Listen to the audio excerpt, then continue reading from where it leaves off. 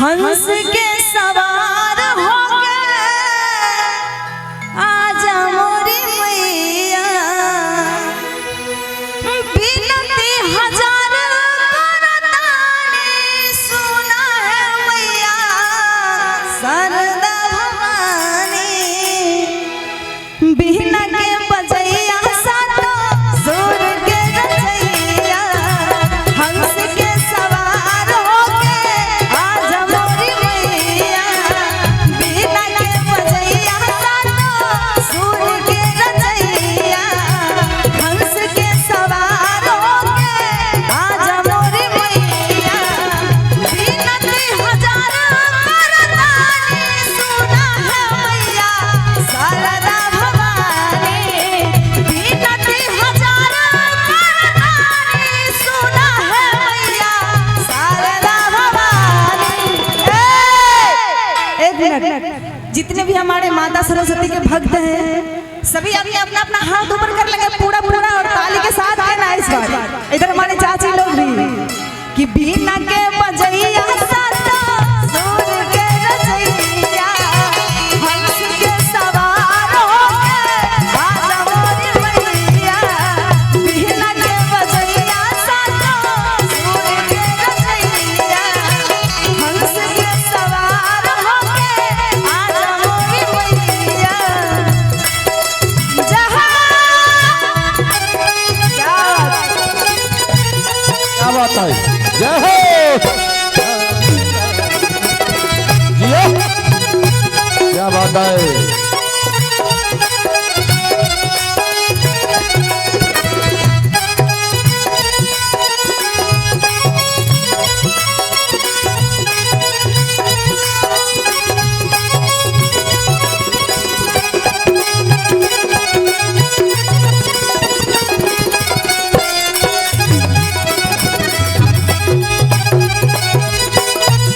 क्या बात है जी।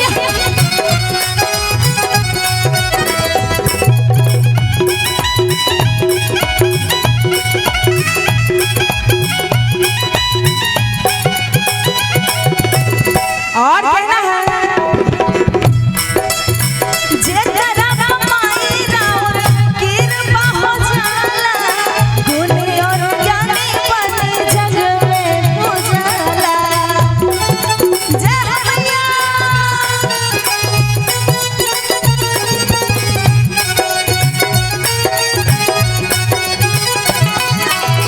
जेकरा कमाई राउर कृपा हो जाला, गुणी और ज्ञानी बनी जग में उजाला।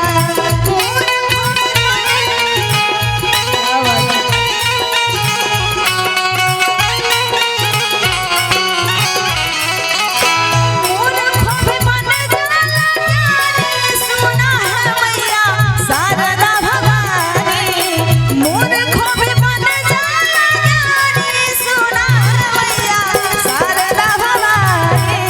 हंस के सवार होके आजा मोरी मैया, बिना के बजैया सातो सुर के रचैया।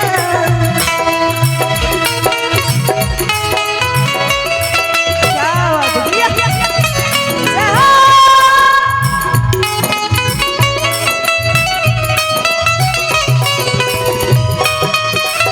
जय हो, क्या बात है। ओहो जियो, आहा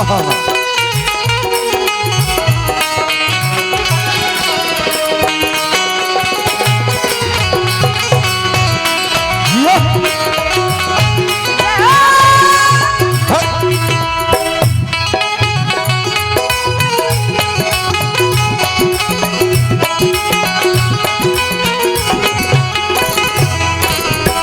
और कहना है सूरदास कालिदास के कवि बनैया,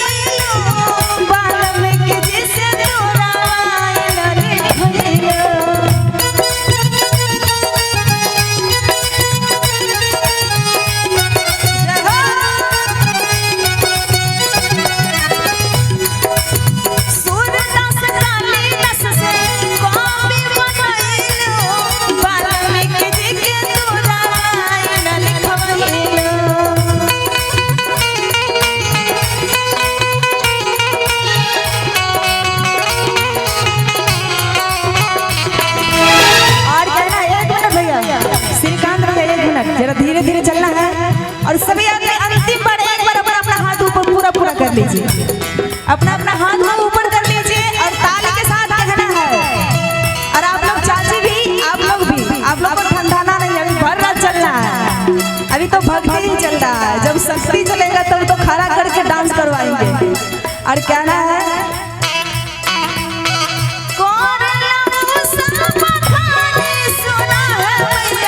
शारदा भवानी,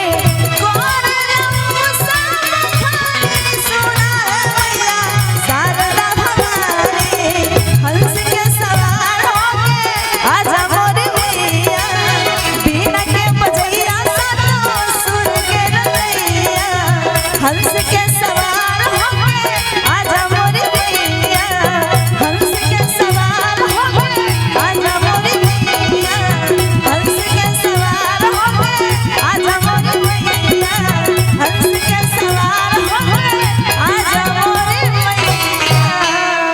बोल मैया हंस वाहिनी की। क्या बात है, एक बार माइक में बोलना है सबको। बोले मैया सरस्वती की। नहीं आया आवाज, आप लोगों को लगता है जोश खत्म हो गया। एक बार और सबको